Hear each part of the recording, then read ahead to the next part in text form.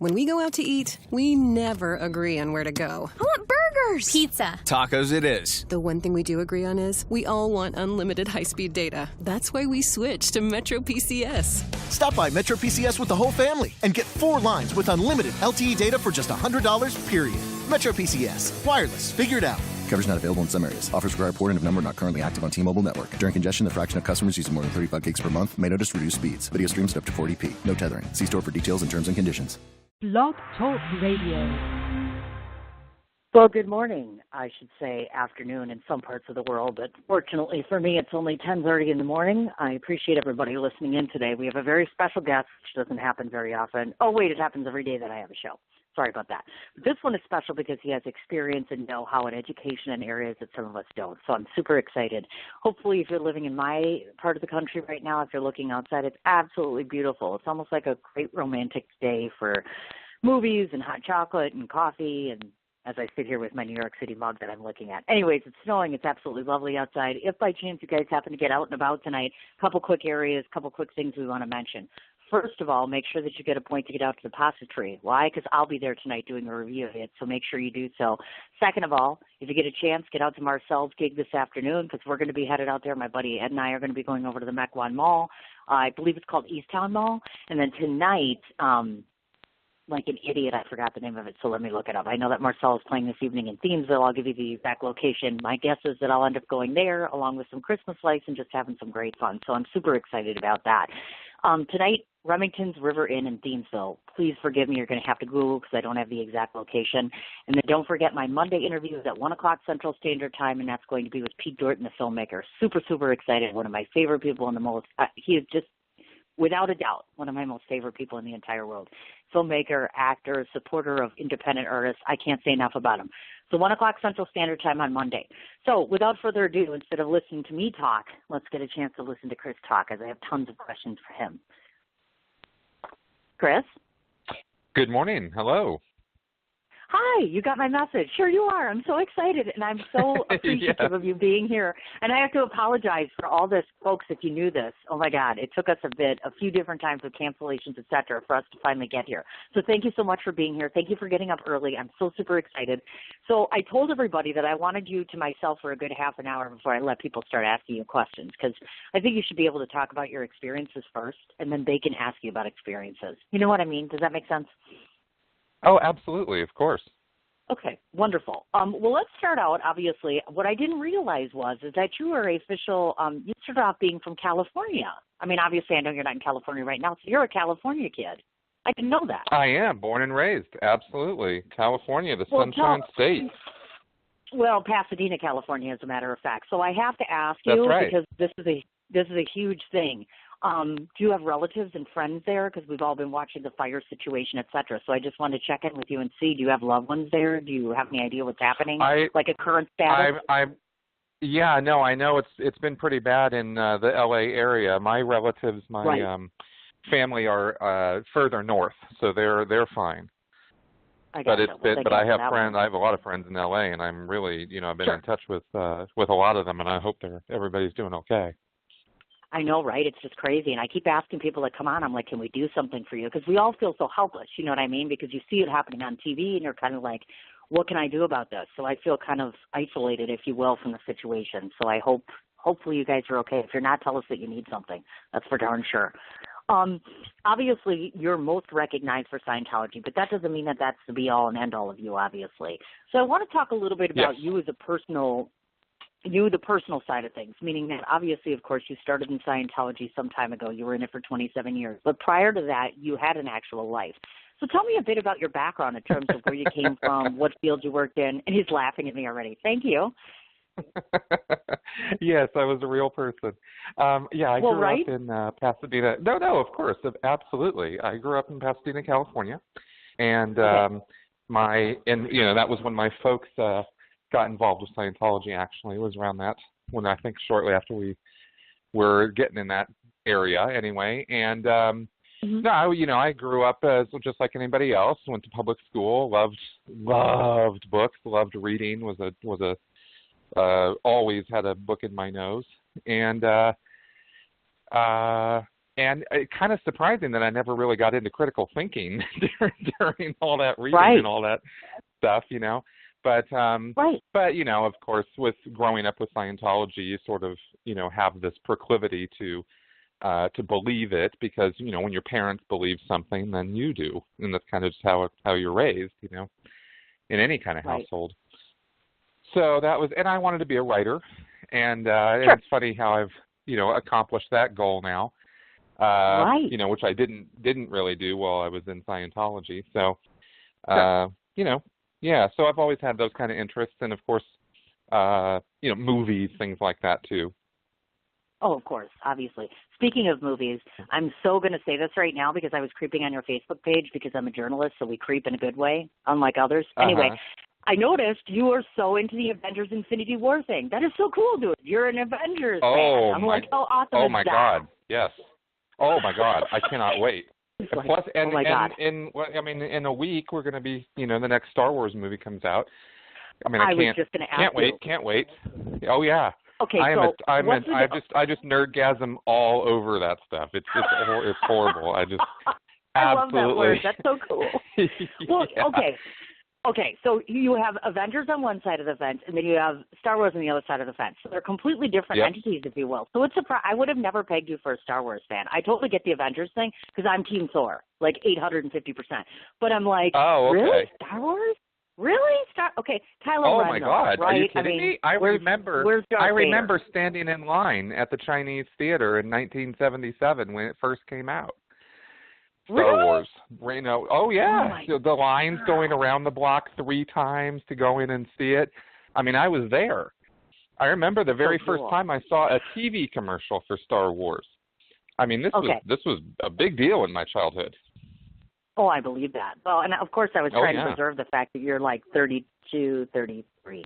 That's what we're going after, like 32, 33. Yeah, because when you talk like that, then people will think you're like, I don't know, a little bit older. Just saying. The other cool thing is you like the Guardians of the Galaxy. I love this. So my kids had a question about Guardians of the Galaxy. So my kids are not home, but they have this question about it. So maybe you know. What's with the dude with the red thing on his head or whatever that thing is that's sticking out, which we all know, it's a spoiler alert, but he died, obviously, in the last movie. The dude with the thing on the head and all, what's happening with that? I'm like, all these people are like either colored or they have pigments on their head. And I'm like, is that just part of this galaxy thing? Because my kids are like, why does he have to look like that? And I'm like, let's ask Chris. He looks like an aficionado of Guardians of the Galaxy. Yeah, I wish I had more of knowledge of that. I just kind of go along for the ride with Guardians of the Galaxy. The thing that impressed me was that they managed to pull it off at all. I mean, I saw the previews for that with the talking raccoon, and I was like, are you kidding me with this? And then I saw the movie, and I was absolutely blown away by how good James Gunn did with that. It was amazing. Oh, right. Oh, I agree with you 150%. I just figured you might have a magic solution. And the other super cool thing, dude, you've been to Australia. How cool is that? Tell me about Australia. I've never been there. Never. It was amazing. I mean, one, just traveling, getting out of the country gives you a whole different perspective. But meeting my son for the first time and getting to spend a week with him and experiencing that was a life-changing experience. Just bar none. There was I have not had a more significant event in my life probably ever, you know. I bet. And that was I was just texting with him before the show here now. And we talk about movies and stuff. Oh, that's so very I can't cool. recommend getting out enough. You know, Mark Twain talks about how if you want to actually cure racism and intolerance and phobias of that kind, travel. And he's absolutely right. Oh, that's awesome. Absolutely awesome. Yeah. I figured that and the thing is, people talk about Australia all the time, and I've always said, what the hell's the big deal with it? You know what I mean? Not to downplay it, because I'm an Italy girl, so I'm all over. You want to go to Italy? I'm on the next plane. I'm like totally into Italy. But I'm thinking Australia, all I'm thinking of is camels and Nicole Kidman. Not going to lie. That's all that comes to mind. And Keith Urban. I can't help myself. I'm a Keith Urban groupie. Keith, if you're listening, camels? Really? Yeah, dude, think about it a minute. It's Australia, okay? Haven't you seen that movie? Didn't they have a movie about it or something? Seriously. I mean, check it out, really. And Nicole Kidman was actually Yeah, no, you're right. There are camels in Australia. I just always think of dingoes and kangaroos. See what I mean? I know nothing. Maybe we have to take a trip to Australia, folks. Anybody want to go to Australia? Let's do a road trip. Just kidding. I mean, it probably takes about 17 hours to get there. I don't even know, but okay. Now, obviously, you were in California. You started in Santa Barbara. Mm-hmm. Right out of high school was your first connection with Scientology, which kind of blows my mind away. So let's take a step back, because when most people are in high school, I'm not going to lie. I mean, I was like 17 and I just wanted to drink and be silly and ridiculous. And there's no serious thought about religion, let alone the church, let alone anything stable, if you will. So at what point in high school were you saying to yourself, there's this big entity that I want to involve myself in? Because kids are non-committal. Hello? They can't even decide what college to go in or what major to do. And here's Chris saying, I want to make a commitment to this church. So tell me a bit about that thought process when you were that young. Well, sure. Actually, it was really very heavily influenced by my dad, whose opinion I respected quite a bit. And he just literally, out of the blue one day, said, why don't you go down to the local church and check it out for yourself? And I was like, okay. And I happened to get a ride with another person who was doing classes down there, who was close to my age. He was college age. And I went down there and I did their personality test, and I was sold. I mean, that's really what happened, is they sold me on it.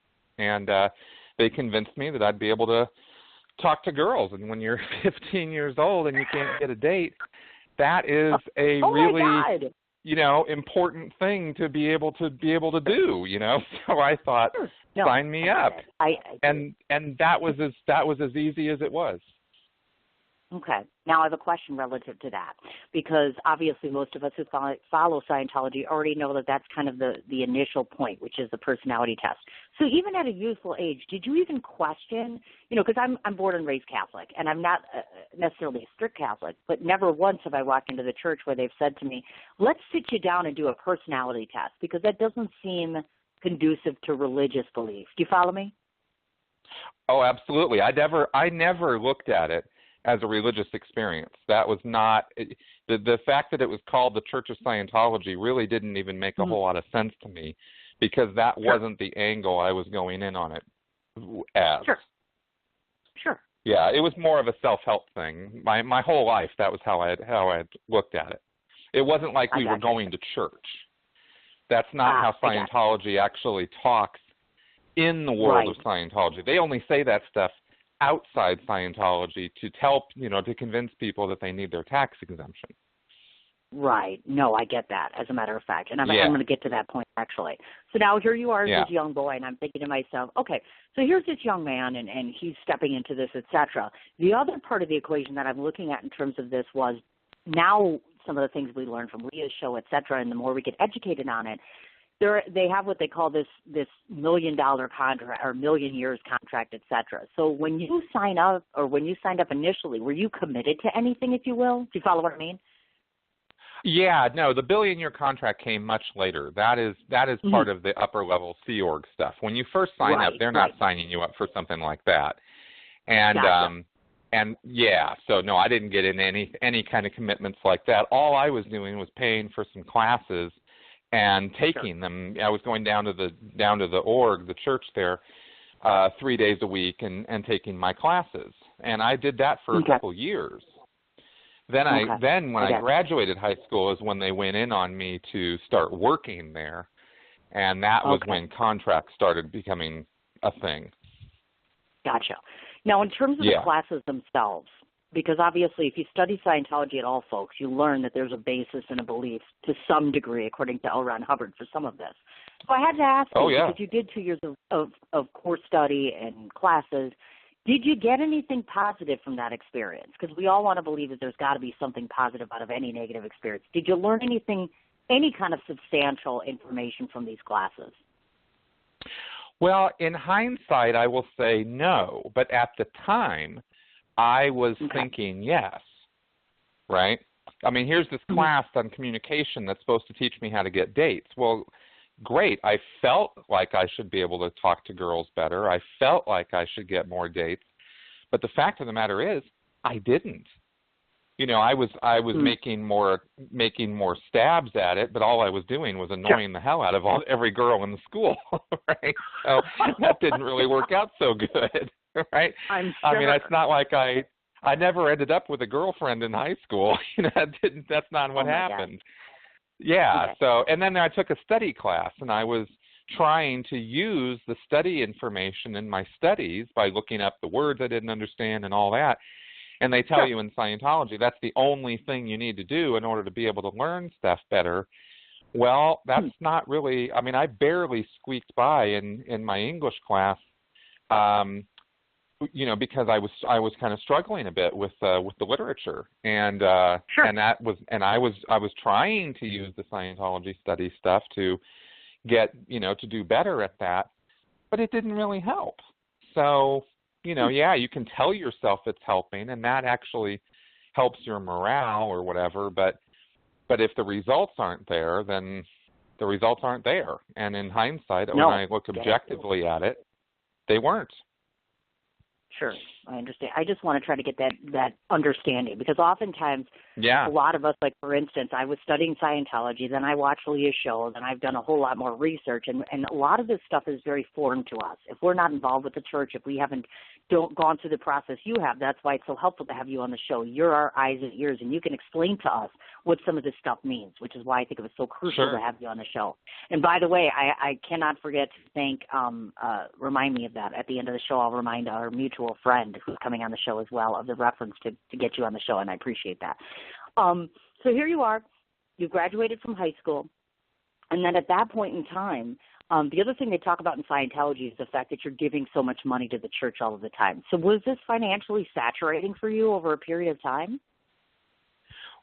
Initially, yes. It cost me, as a high schooler, it cost me $900 to do the first classes that I did, and then it was a few $100 more for the rest of the classes that I did over that 2-year period. And then my parents ended up paying for this purification program that I did, which was about $2,000. And I ended up selling my car to pay my parents back for those courses. And that was, probably not a really smart move, but that's what I ended up having to do. So at the time, it cost me, quite a bit. Once I started working for the church, then I was getting the services for free, but I was, basically working my ass off 24/7 for the church. So that was kind of how that went. Totally. Yeah. I gotcha. Now, in the first early years, because you were in for a total of 27 years, how long did it take you before somewhere subconsciously you were saying to yourself, okay, I'm working for them, I'm here, but I'm not really buying into this mentality and philosophy? It took way too long, actually. I was a true believer, and I really, and like I said, I had a proclivity to it because I was raised with it. So I didn't think critically about the subject for a very long time. It took a number of personal hits for me, and it really wasn't until I got involved in the Sea organization and was down in Los Angeles in the late 90s that I started really questioning the validity of what was going on. And it wasn't until the early 2000s that something happened where I really started seeing things are not the way that they appear to be. And that was the beginning of the end, but it took me another decade before I finally got out. Gotcha. So I'm a kind of a slow learner. Hey, you know what? There's nothing wrong with that. Sometimes the coconut doesn't hit us in the head right away, and that's perfectly acceptable. That's what I say all the time. I just didn't get hit by the coconut. You have gone places where some of us wouldn't even understand. So I want to talk about some of the terminology that's involved with this, because some of us hear these words, and I'm not going to lie to you. As much as I know about this church, I don't even know what some of this means. So let's talk about some of the titles that you had held at one time. First of all, let's talk a bit about a purification rundown in charge. What does that mean? Sure. What are your job? What's happening there? What is that?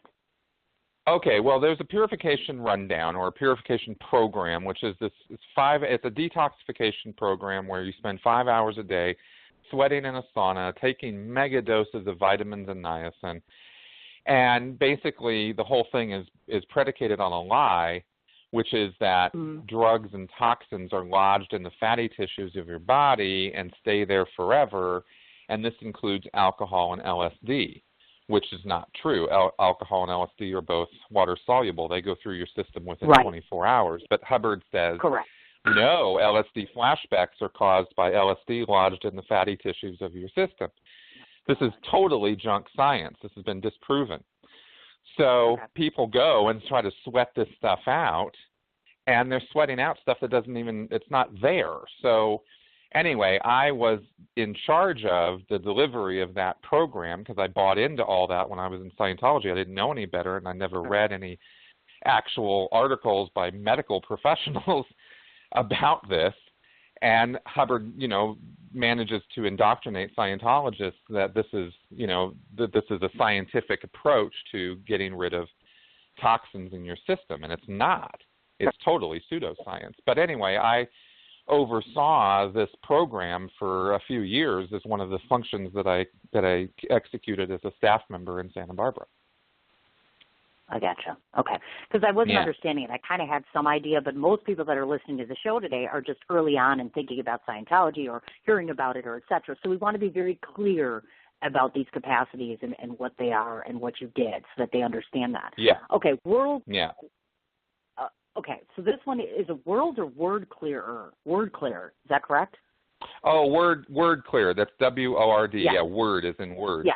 And that's that function is sitting in a classroom and helping students who are studying classes in Scientology to find and use a dictionary to clear up the definitions of words that they might not totally understand or half understand.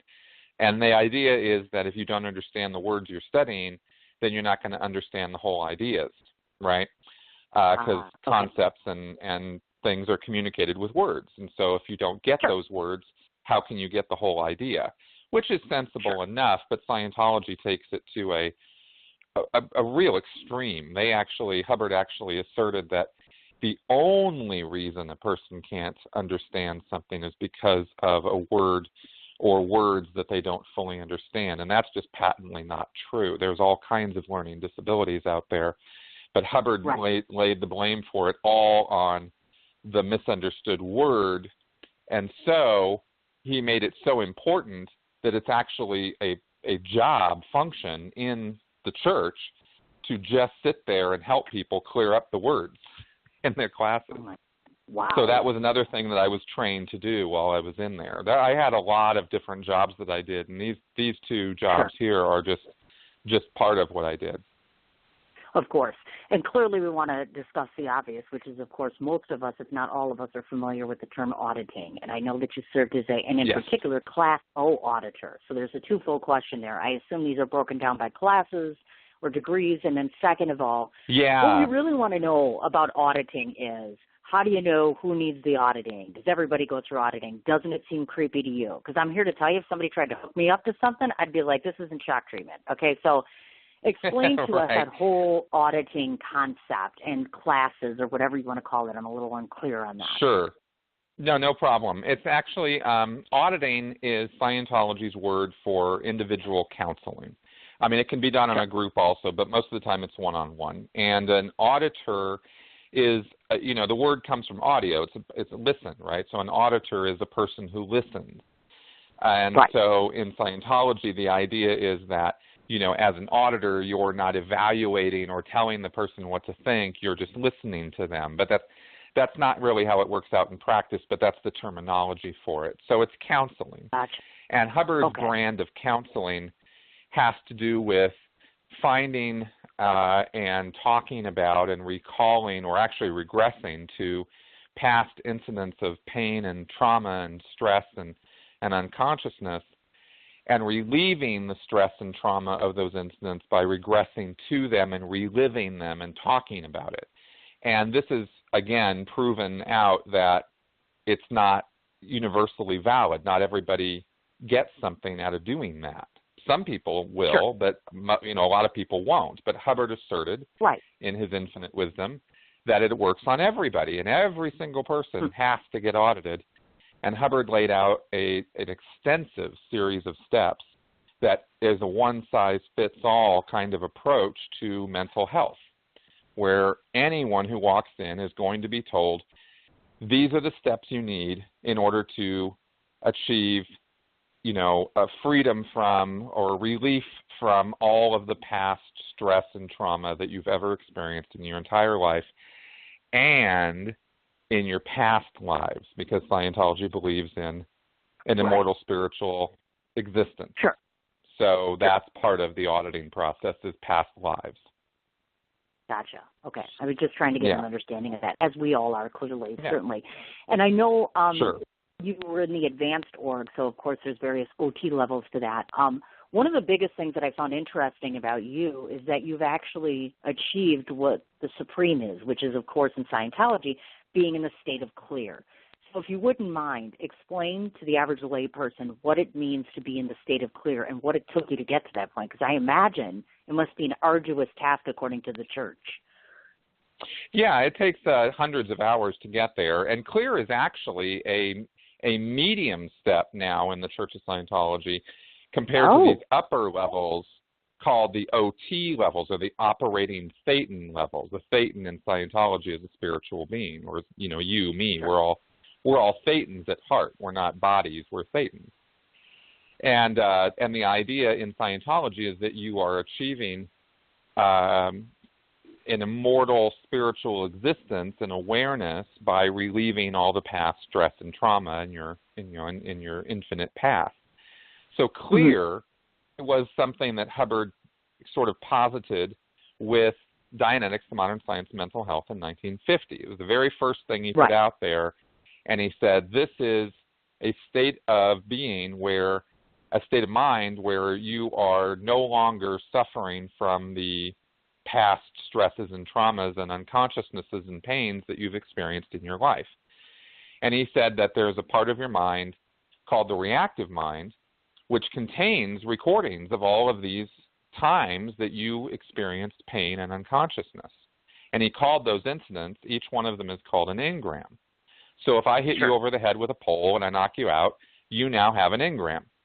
And only, Hubbard said, only through the Dianetics process can we find and locate and talk about and eradicate the pain connected with that incident of me hitting you over the head with a pole, and thereby remove that little bit from the reactive mind. And the idea of clear is you've achieved a state where every one of those engrams is now gone, and you don't have any more of those engrams, and therefore you're supposed to be able to think more clearly and easily, remember things. Actually, you're supposed to achieve eidetic memory. You're supposed to achieve a state where you no longer have any psychosomatic illnesses or diseases or problems. I mean, Hubbard promised, cures to leukemia and cancer and bad eyesight, a whole host of illnesses that he said were psychosomatic in nature. And that's what that was the big carrot, that was the big promise of Dianetics. And it was pretty clear after the first year or two that this book came out in 1950 that those promises were not being fulfilled. and that's why Dianetics actually tanked. And then Hubbard had to reinvent himself with Scientology. Gotcha. I see what you mean. And obviously, I don't have to ask you, of course, has the state of clear benefited you, or obviously did you get all that you were hoping no, it did not. It's kind of obvious no. And I achieved clear. Yeah, no, I achieved clear, and I thought it was wonderful for about 3 days, and then I was like, okay, back to life, and life carried on. And then they told me I wasn't really clear, and what they're doing now is they're actually literally going back and telling people in Scientology, yeah, you didn't actually achieve clear, and they're making them do stuff over and over again and paying for it. Got it. It's a total scam. Yeah, that's, I mean, so I guess really, I have to ask the obvious. Yeah. And to those of you who might even believe in Scientology, this might burst your bubble, but unfortunately, sadly, L. Ron Hubbard passed away from a physical, as I understand it, he had a stroke. So I was just curious if this whole campaign that he was lodging found a cure for his own ailment that actually killed him. Because as I understand it, I've been told by people, and I think this is a belief, is it not, that L. Ron Hubbard is actually going to come back? Like there is an actual residential area that's set aside for him when he returns. Yes, that is true. They have a big, they have a number of houses actually set up for him to come back to, and and there are offices in every single Church of Scientology for him. And a lot of Scientologists don't literally think he's going to come walking in the door someday, but theoretically, but according to Scientology, Scientology's belief system, that is how it is. He is supposed to come back at some point. I gotcha. No, I kind of figured that. And I wanted to clarify that just because of the fact that obviously I know it's out there. In fact, we have a church here in Milwaukee that I went to because I wanted to see, and they were closed, of course. And it was nighttime, but I could see L. Ron Hubbard's pictures in the office right there. I saw the personality test and the stress test and other things, the placards that they hold up. And what I found interesting was this church is open like 12 hours a week. And all I'm thinking is, okay, you can't come in there. You can't really speak to anybody. I don't know when they're holding services or whatever you even call it, a service for the Church of Scientology. But I just found that odd. Is that the norm for churches, that they're only open certain times, certain days? Is that how that works? Well, they're supposed to be open all the time, but they're not so good at that sort of thing. The harsh reality is that Scientologists who work for the organization are not making any money, really. And I believe that. they think it's a boom week when, as a staff member, they're making a few $100. They routinely have to have outside jobs, and so the place in Milwaukee is a very tiny church. It would be actually called a mission of Scientology, not even an official church. Right. And so that would be the mission of Milwaukee. And those are privately owned. Those are franchises. And so they're owned by an individual Scientologist, and they're able to set whatever work hours they can afford to pay their people. And so when you see one of these missions that's only open 3 hours a week or something like that, that's because that's all they can afford. I believe that. I do. I was just curious about it. I thought to myself, and I was kind of weird creeping around at night, and I'm like, oh, great, now I'm looking at their windows. They're going to call the cops. And I'm like, but you know what? I'm curious, and I want to know, and I'm covering this story, so I'm like, I want to know. So thank you for answering that. Okay, so now we've hit the half-hour mark. There is somebody waiting to talk to you. So I'm just going to preface this by saying to anybody that happens to be calling in, I posted up with them in the first half hour. They could obviously call in with this call-in number.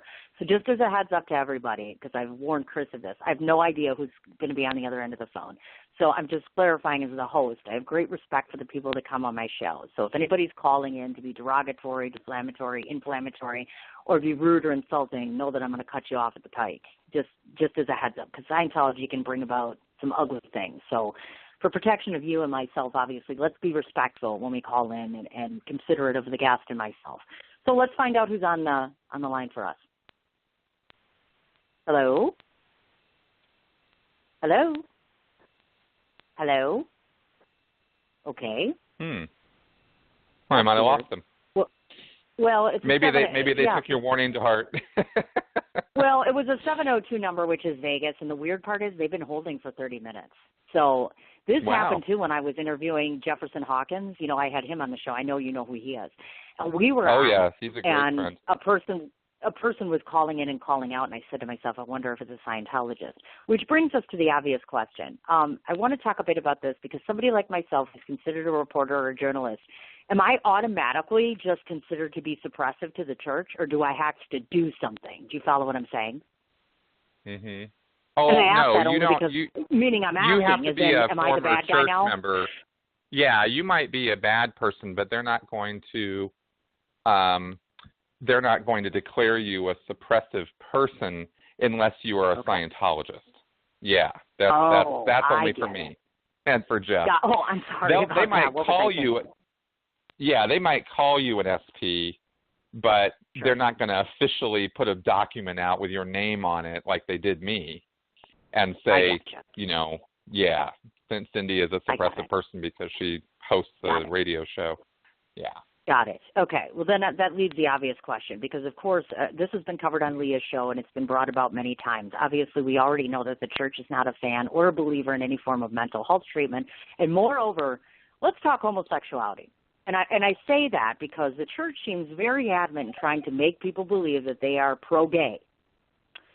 So let's talk reality. They try really hard. They try really hard because it is such a a bad thing to be anti-gay now, but they are. They are homophobic. There's zero question about this. That's what I thought. Okay. And the reason I'm throwing that out there is just because of the fact that I think that they spend so much time trying to cover up certain things and making things look pretty, and they're very big on that. And let's talk about that. So Leah has a show. You've been on the show. First question. Oh, my God. I'm so girl crushing on Leah Remini. Just, Leah, I posted you this morning.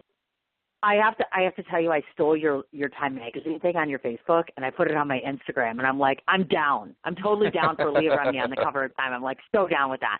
And I approached her for an interview, but she was filming, so she didn't get a chance. Her and I haven't hooked up. And so I have to ask about, there are some people who watch Leah's show, and I'm going to say 90% are convinced. And then you've got some people that come along and they say, how do we know we can trust the people that come on our show or her? What would you say to something like that? I would say fact check it. I mean, you don't have to take anybody at their word. Just look it up. Sure. Look up the facts. And also look at the response from the Church of Scientology to every one of the guests and the vitriol which the church uses to talk about former members. Everything that we talked about in the show, the church has gone out of its way to prove that we're right. Because they just launch these social media attacks on people who speak out against the church, and they're so over the top. They are so ridiculous. And in my case, they created a website about me, and the dates are wrong, the times are wrong. They say my son doesn't want to have anything to do with me. Well, guess what? I just went and visited my son in Australia, and he and I are texting this morning. So how is there any truth connected to that at all? There isn't any, right? And this is, so it's easy to fact check what we've talked about on the show, and it's easy to see from the church's response that they very clearly have something to hide because they are so over the top in their, exaggerated attacks on critics. So I think those two things speak volumes about the validity of what we say on the show. You betcha. And, of course, the obvious question being this. A lot of the fans and the followers ask this question. The church is always posting up, sending letters, stating this, stating that, etc. Why does the Church of Scientology refuse to come on A&E Network and say, oh, Leah's such a bad guy and she's doing this and this and this? If you could take the time to write all these letters to protest everything they're saying, why not just confront the people that are attacking you? Why do they just not go there? Exactly. In fact, Scientology has not even had an official media representative or spokesperson since 2011 when Tommy Davis left. The only person that they've trotted out since then is Monique Yingling, who's a tax attorney. She's not even a Scientologist. Never has been. And she's the only official church spokesperson that's been trotted out in the last 6 years. David Miscavige is a coward. He will not come out and talk about Scientology in any public venue at all. He doesn't grant media interviews of any kind, written or spoken or video or audio or podcast, nothing. The man is a total recluse, except inside the bubble world of Scientology where he comes out on stage and presents these fancy shows and goes on in a mad rage about all the expansion of Scientology. Yet he is a coward as a spokesperson and leader of the church because he will not step up and defend his own church against the accusations that Leah makes, I make, Mike Rinder makes. I mean, we are more than happy to sit down with him and talk. We're more than happy to go on and debate him any time. And the guy will just, he just hides. So how is, where is any of the truth or validity of Scientology when the rubber meets the road? It's just not there. Correct. Well, and the fans are curious to know this, and I'm not sure if you can address either subject, but it comes up often when I'm speaking to people that either follow the show or Scientology. Number one, which is Leah's kind of become the poster child, if you will, on this mission. How does she handle this? Because not only is she taking on the stories and showing the lives of these people, but she had to remove herself from a long time of Scientology career in terms of being affiliated with them, supporting them. So that's a twofold issue for her, I would gather. So how is she doing with all this, do you think? Well, she's doing great, and the reason why is because she 100% owns what she was involved in, and she managed brilliantly to get her entire family out at once. She didn't, leave and have to get disconnected from her own mother, which would have happened if Leah had not taken, active countermeasures to prevent that. And she owns her past. She is exactly like she looks in the show. Like when you see her in the show, that is her. Like, from me having met her and interacted with her, she is brash and ballsy and truthful and vigorously honest. I mean, she really wants to just get the truth out there, good, bad, or sideways, and she speaks her truth. And she is very supportive of people who have been victimized by this group. And she calls it bluntly. She's like, look, we're not out to destroy Scientology. We're out to stop the human rights abuses and the religious abuses and the financial abuses that go on in Scientology. That's the target. It's not, a war against Scientology to destroy it. It is, hey, stop abusing people. And that's her mission, and I am 100% on board with it. Totally, I am too. I'm telling you, I'm going to work on that girl till I get her on the show. I'm not going to lie about that.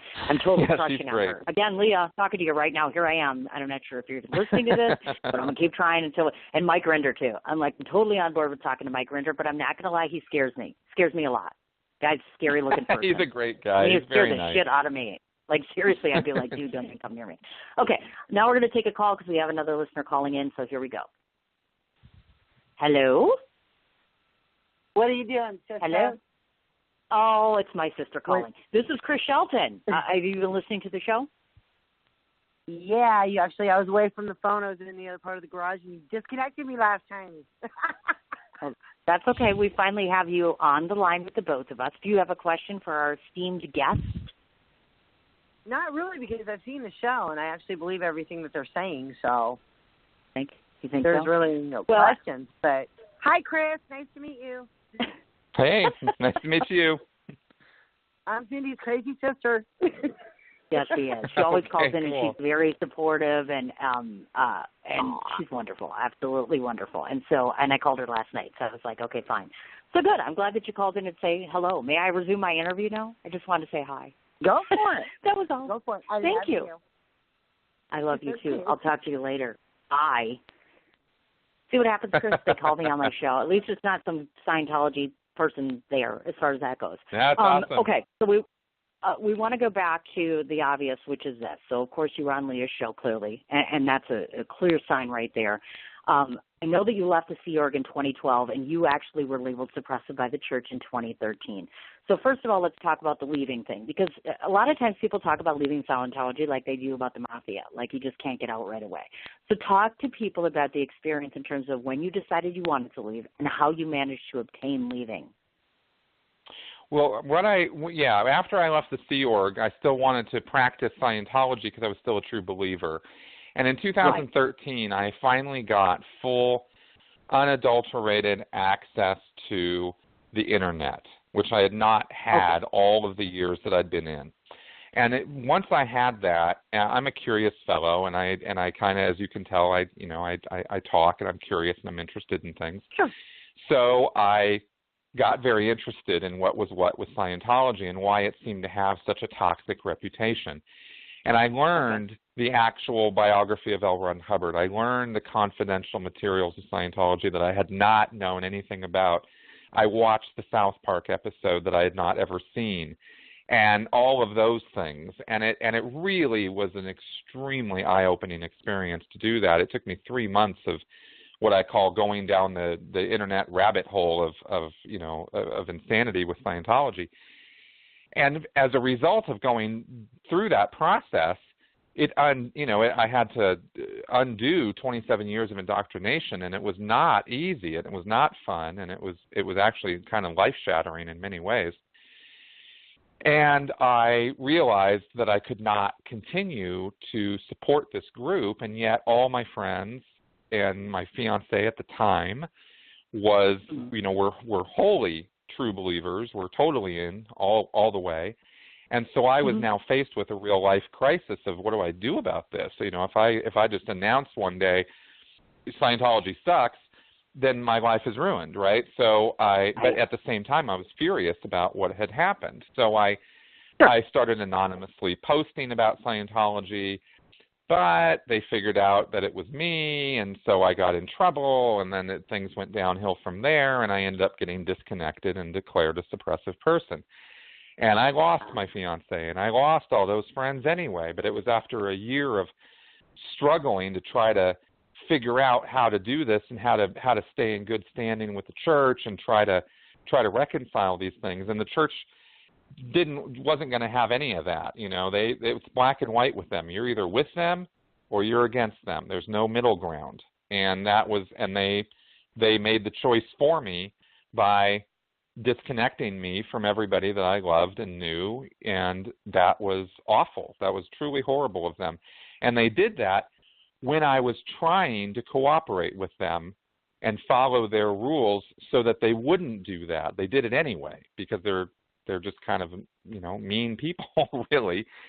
And so that was what decided it for me. I mean, they really went out of their way to make me an enemy of the church. I didn't want that to happen, and they did it anyway. And so, you know, everything I've done since then, they really only have themselves to blame. Gotcha. Okay, I'm going to interject for a second. We have another caller in here, so let's see who we've got.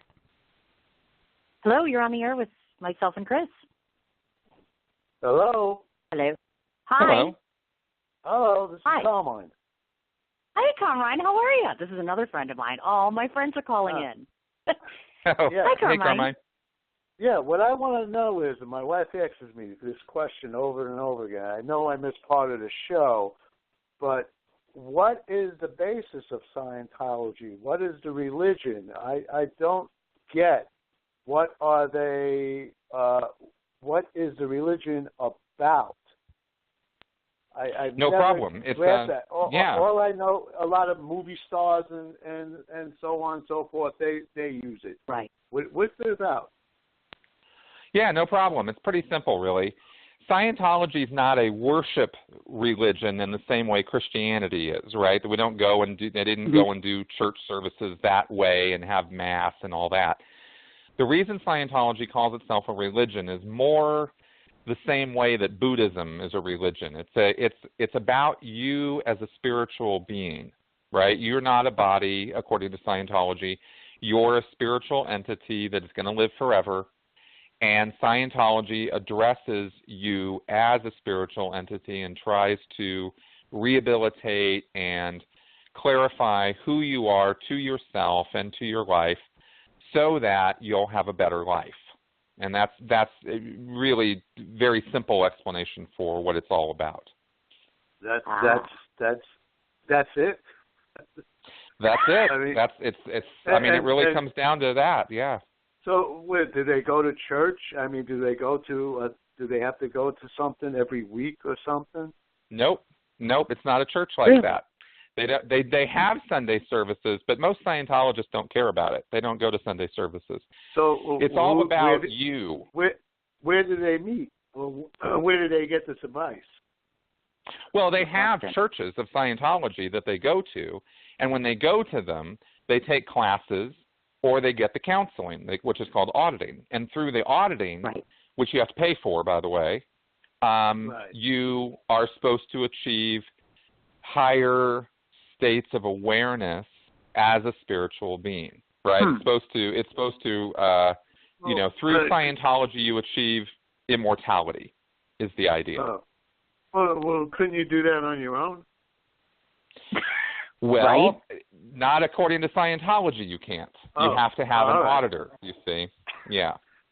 And you have to pay a lot of money for this auditing, by the way. And when I'm talking about a lot of money, I mean to do everything in Scientology usually costs about $750,000 to $1 million. Wow.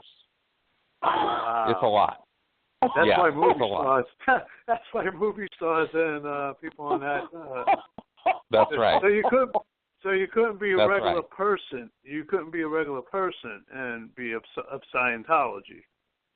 Well, you can, but they're going to make you mortgage your house and cash in your kid's college fund, and I mean, they're voracious. They want your money.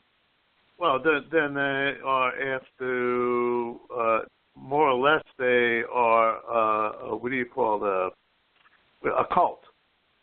Yeah, that's exactly what they are. Yeah, because that's exactly right.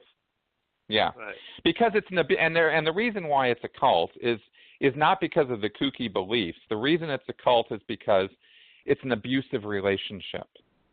They create a situation where they're abusing you and lying to you and telling you they're doing one thing when they're really doing something else. And that's what makes it a cult. So, just to be clear about that, right? Because when they make you promises that they can't keep, and they're taking your money, and they're taking your money, and they're taking your money, and they keep promising you things that they're not delivering, I mean, that's fraud at best, right? Right. But what I meant, go ahead. Go ahead. No. What I meant about couldn't you do this on your own? I mean, couldn't you search on your own beliefs and do reading on your own in order to clarify your mind? Because that's what I like to do a lot. Yes, but in Scientology that will only take you so far. It's all based on the auditing, the counseling. If you don't do the counseling, you can't achieve the spiritual freedom that they're promising. Well, that's what they're telling you. That's what they're telling you. Yeah. In real life. In real life, you don't need any of this. Yeah. Scientology is not. Yeah. No, Scientology is not helpful at all as far as reality goes. I'm just telling you what they say. Right. I don't believe any of this. Right. But this is what they say. So. I know. Yeah, no. My advice is stay the hell away from Scientology. Don't go anywhere near it. It's not. There's no part of it that's helpful. My wife keeps asking me about it, not to join it, but asks me about it, and I can't give her an answer about because I really don't know nothing about it. Right. But as far as what you explained, a lot of people can do that on their own and read and come to their own decisions. But I guess it's the mental capacity of what your mind. Some people are so weak in mind that they need that extra help rather than helping themselves. Right? Am I correct? That is, yes. They do prey on people. Yes, right. and there are people who sometimes. Yeah, there are people who just have a bad time in life, and they lose a loved one, or they lose their job, or they're having a hard time with their kids, or they have some problem, and it's a real problem. And Scientology promises to help with that, and then continues preying on the person for more and more money and more money for more and more help until the person is either bankrupt or has made it all the way to the top of Scientology's bridge and is just as bad off as when they started. Oh. Okay, thank you. You answered my question very good. Okay, Cindy. Okay, great. I'll be in touch, Carmine. Thank you for calling in. Okay, talk to you soon. All right? Have a good weekend, dear. Bye-bye. Awesome. I love how my friends are calling in. How cool is that? Yay! So we don't have any. Yeah, awesome. But let's talk about the preying on, because that's a big thing. First of all, I by no means want to bring up ugliness, but I saw this, and I'm sure most people did see on the internet. Because oftentimes, if you're not really involved with this, you don't really understand what the church is capable of. For instance, I came across a site, and there's been allegations about you. I'm sure you've heard them all the time. Sexual allegations, infidelity allegations, etc. Mm-hmm. Why would someone whose intent in their own mind is clear to help society and to help people, why would they berate individuals for expressing their own opinion? I'm going to need you to clarify that question.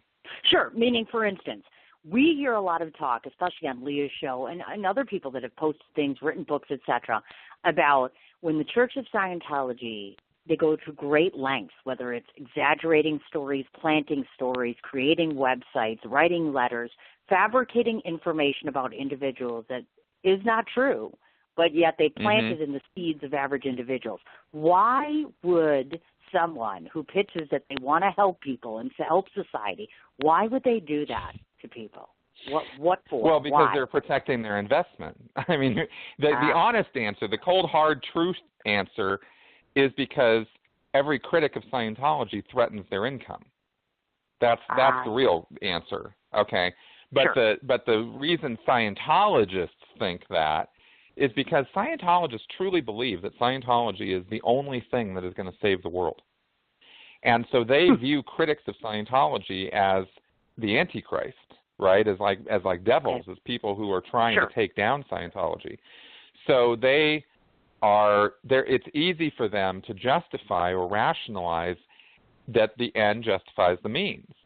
Anything that has to be done in order to take a critic out is justified because a critic is a bad, evil, horrible person who is trying to ruin mankind. That's how Scientologists think. That's why the term suppressive person even exists. It's a term Hubbard invented to show somebody is suppressing the good of mankind. They're squashing any betterment activity, right? Sure. That's how Hubbard phrases it. So they feel entirely justified in lying, exaggerating, taking these people down because they think critics are evil and must be destroyed. It's not true, but that's how they rationalize it. Oh, you betcha. Okay, let's take this a step further, because I didn't even discover this until a few months ago. And I know every day I get up and I'm all proud, and you're probably going to tell me I'm wasting my time. But there are certain core cities. If you go on social media in particular, I'm not lying to you. I went on Craigslist, and one day it started having a hard time with your kids, want to do a meet and greet with an academic director or somebody who's been in an Academy Award-winning film. Are you having problems in your relationship? They're touting on social media, on Craigslist. You can go on there right now. They sell like 300 books, in one area. Call the Church of Scientology. The Church of Scientology is going to have a party. Come see us. Why would you use Craigslist? Why do you even need Craigslist if your biggest supporters are celebrities, for God's sake? Help me understand the mentality, because a lot of us are struggling with understanding this. Why are you pitching people it's when you're right? Am I wrong here? No, absolutely. They use Craigslist because it's free, right? Sure. Here's one of the awful truths of Scientology is the people at the lower levels, they're not seeing any of that money. The money goes up; it never comes back down. So these churches that operate at the city level, Denver, Milwaukee, Chicago, whatever, these places are broke. They are poor. They're not making money hand over fist at that level, and a certain percentage of the money that they do manage to make every week, it just gets sent straight up, and they never see it again. Sure. Excuse me. So they are desperate to get new members, and they'll use any means that they can to get out, to reach out to people, because they just don't have a lot of money to promote. They don't have money to buy ads on radio or TV, right? When you see the Super Bowl commercials and stuff, that's all paid for by the international church, and they hardly ever do it, right? And if these people have literally billions of dollars in reserves, and they won't spend it on a positive ad campaign to promote Scientology worldwide, they leave it up to the lower churches, and the lower churches don't have any money, and so they, promote on Craigslist, and that's why you see that kind of thing. Well, the reason I said you're probably going to laugh at me is this, and I know that my followers know this all the time because I bragged about this not so long ago, so I have to ask you the honest-to-God question, which is this. Every day I go to all the major cities, and then I go to little ones, and I flag every one of these ads. So am I just a fool because they're going to come back threefold? Should I even bother to continue? Because I keep thinking, you can't reach an audience. You can't get them. You know what I'm saying? It's not I'm just a trying bad to do my thing. part, man. No, totally. It is not a waste of time at all.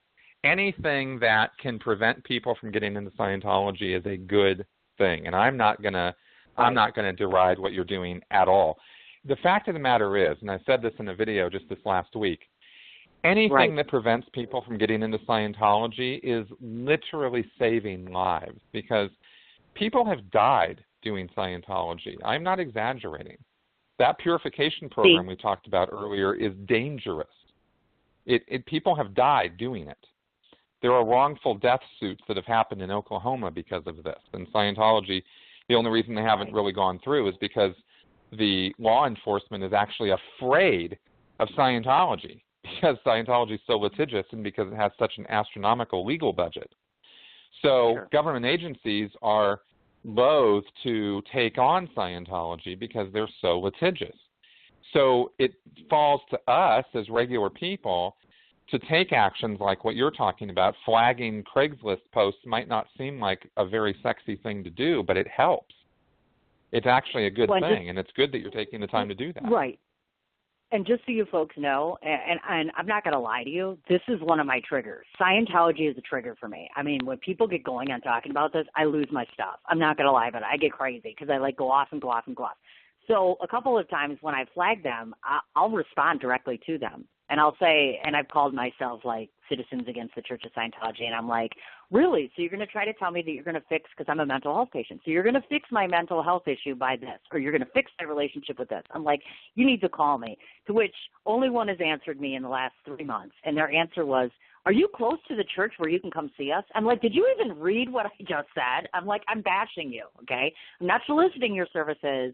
I'm questioning you. And folks, just so you know, they're very good at avoiding and being evasive, as you said. They just don't do controversy. It seems like they just won't confront anyone. And it's just so, that leads me to the obvious question.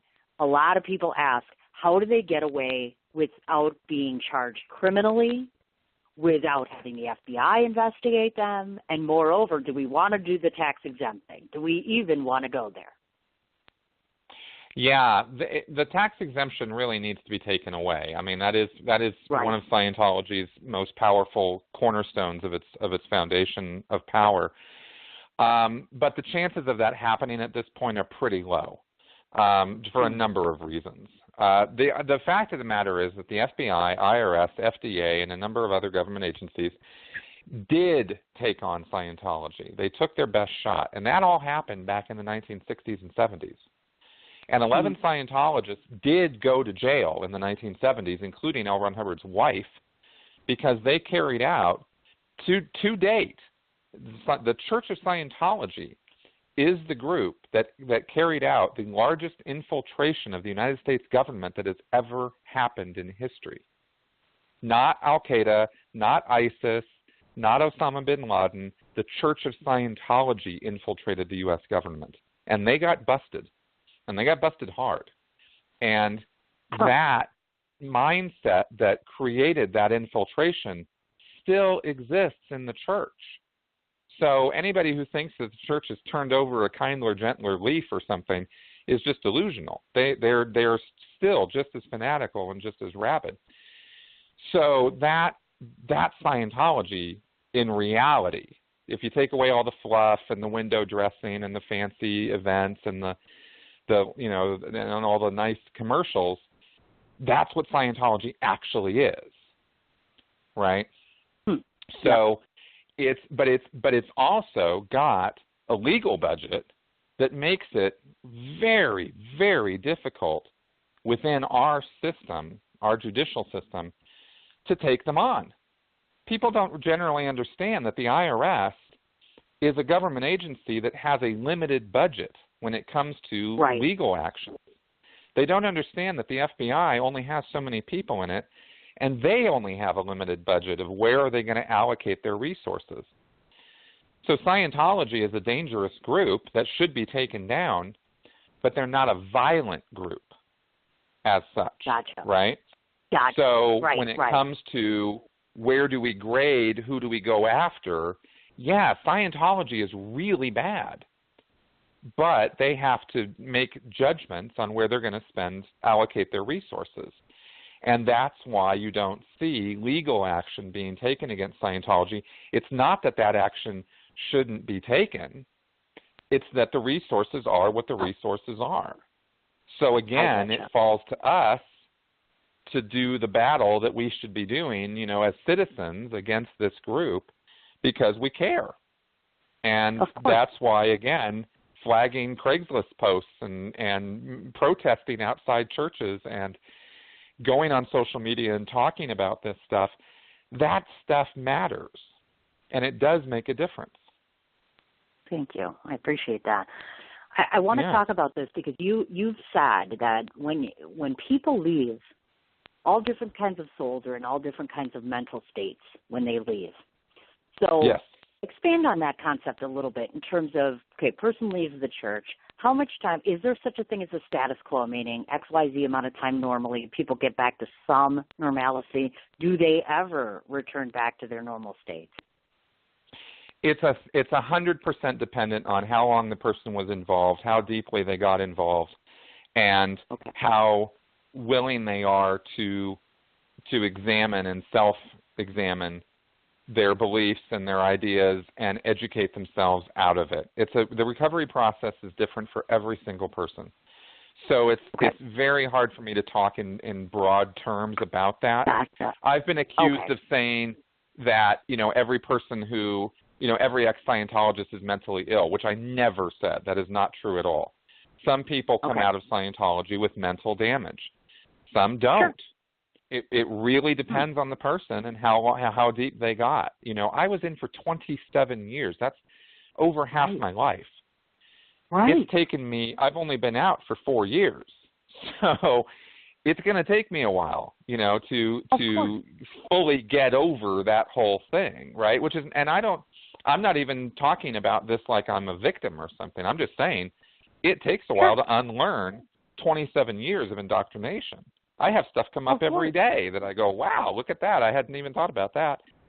And I talk about it, or I get some counseling, or I talk to my, friends or my fiance or my mom or whoever, and I sort it out, and then I move on. And I've done a lot of work to educate myself on this, and that's one, and it's helped me quite a bit, which is one of the reasons why I say for myself, in the recovery process from a destructive cult, whether it's Scientology or the Jehovah's Witnesses or, whatever, education is really, really important because it really helps clarify what just happened, And I found that to be the best advice I've been able to give to people. Well, and that's the other part of this equation is obviously I have to ask you because clearly you're on a mission to help people.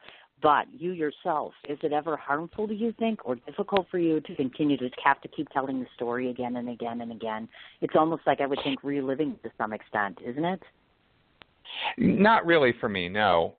Sometimes it's, as I've gone over this over the years, my views on things have changed, clarified in many ways as I've learned new things, new avenues of approach and new ways of looking at it have occurred to me. And I found it to be very cathartic, really. At this point, I'm not particularly looking for healing through the talk that I do. What I'm really trying to do at this point is educate the public at large. But for the first few years, it was extremely cathartic for me. Now, not everybody's going to have that experience. So I can't say everybody should do what I do. But I do feel that writing, speaking, talking to somebody else, I feel that these are cathartic things to do, right? That they're healing, and I do recommend that through some path, people get it out of their head, because some people, they just retreat and look for another cult to become part of or something like that. And I'm sad when that happens because I want people to be free thinkers, And I want to go back to that enticement a bit, meaning when the church lures you in terms of that stuff, have they become more creative or more catty now in terms of techniques, et cetera? And moreover, number one question I hear every day of the week, why are the celebrities signing on board for this? What is so alluring about this mentality or this, whatever we want to call it, that lures in these celebrities, especially when it concerns, like we hear the Tom Cruises of the world, who haven't seen their child for years. What could possibly be so enticing to take you away from things that you love or things that you enjoy? We don't understand. It makes no logical sense. Yeah. Well, Scientology hasn't actually gotten too many new celebrities in quite a while. And if you actually look at the roster, you're going to find that most of the celebrities that are involved in Scientology, or many of them, are second-generation Scientologists. Their parents got involved before they ever became a celebrity. It's not, celebrities are not a different class of human being. They're people too, and they have their foibles and their weaknesses and their uncertainties and their doubts. And Scientology preys on them the same way it preys on anybody else.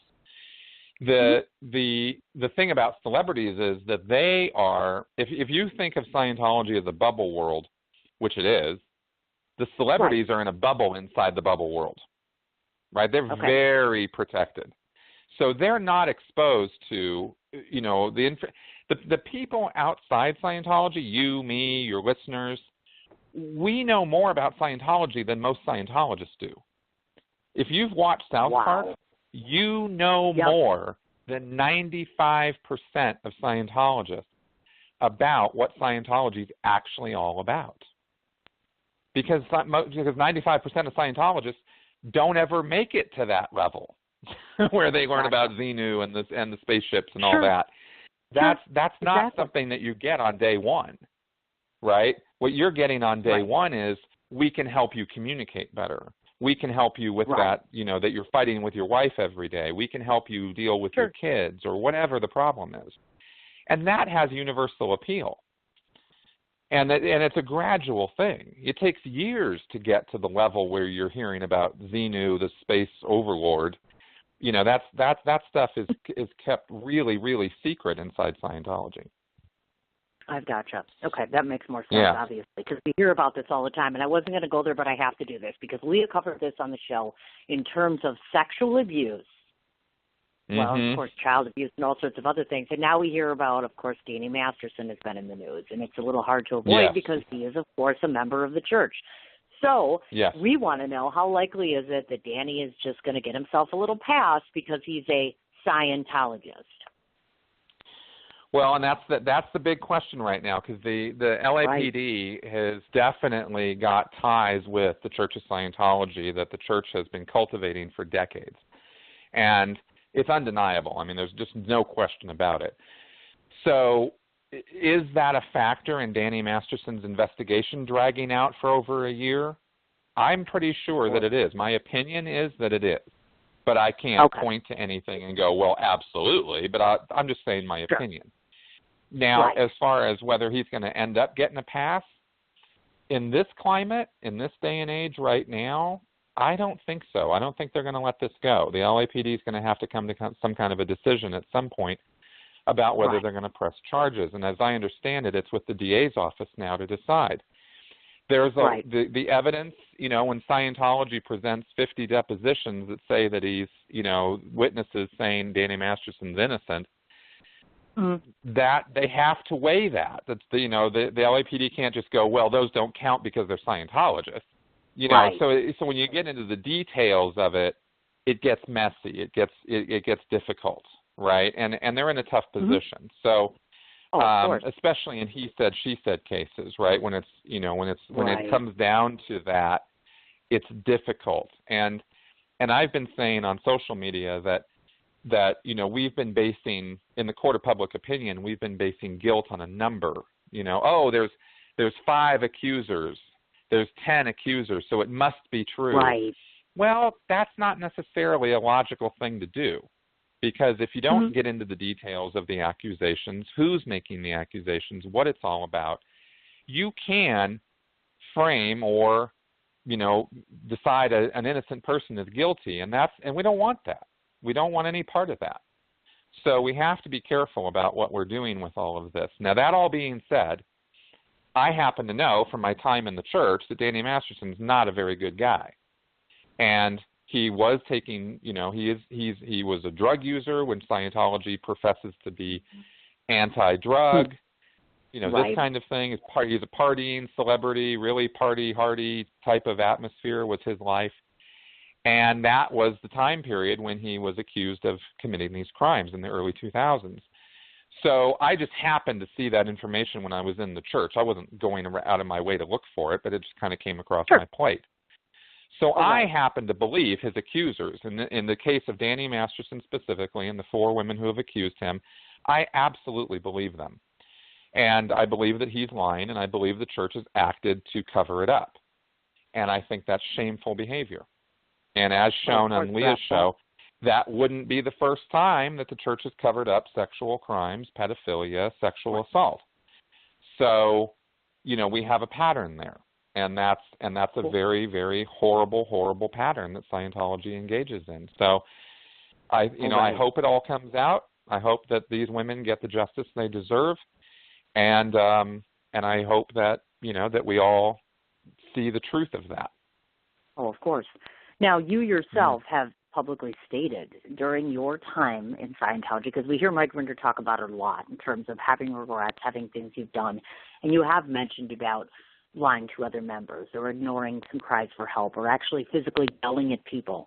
I think it's so difficult for the average individual to believe that someone like you or anyone could be yelling at other people or treating them so horridly. How did you come to forgiving yourself for such actions? Well, forgiveness came from others, actually. I had quite a process over the last few years of self-realization and examination and taking a cold, hard look at what I did and how I did it. And I was definitely not a great guy all the time when I was in Scientology. The mindset of a Sea Org member is not one of being nice. It is one of being effective at all costs, and the ends justify the means. So that was the mindset that I unfortunately was in. And so I did things I'm not proud of.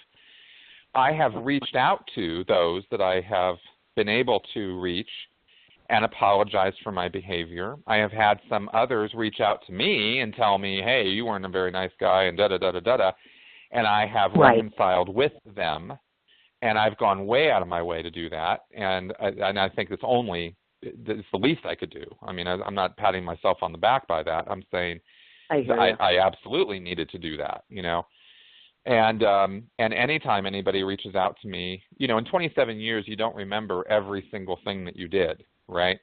Sure. So sometimes people have reached out to me and reminded me of things that I did. I went, oh, my God, yeah, holy cow, I feel awful about that. And I've apologized for that and done what I could to make up for it. So that's been my process. It's been a proactive process. It's not been a passive, I'll give myself a pass for having done bad things. I want to make up for what I did where I did bad stuff. Fortunately, in all my years, I never engaged in the behavior that I talk about, in terms of what we're talking about here with sexual abuse or covering up, that kind of thing. That wasn't my gig, and I never crossed lines of that magnitude. But, the things that I did do I feel bad about them. I wish I had not engaged in that activity. I wish I'd never been part of it. So I feel that speaking out now is the least I can do to try to make up for some of that. You betcha. Now, here's an interesting question. To those of you that don't know, and most people are shocked, I only found this out from a very close friend of mine. One day, all of a sudden, he sends me this note, and turns out I never knew that David Miscavige's father lives where I live, because I live in the state of Wisconsin. I had no idea that Miscavige was here. And he started to do, and I've missed him every time he's been doing a speaking thing. Now, somebody asked an interesting question about this, because, of course, what we know of the church, and this is an interesting question, they were questioning whether someone like a Ron Miscavige, let's say, is, I don't want to use the word devil agent, but you know what I mean? They were thinking the Church of Scientology is so clever that they would get people to speak out or give the appearance of speaking out, when in reality they're just rallying more people for attention for their cause. How would you address something like that? Well, I guess continuing doing what I'm doing. I'm not sure exactly. Well, like for instance, Ron, I have approached him. Hopefully I'll get a chance to meet him.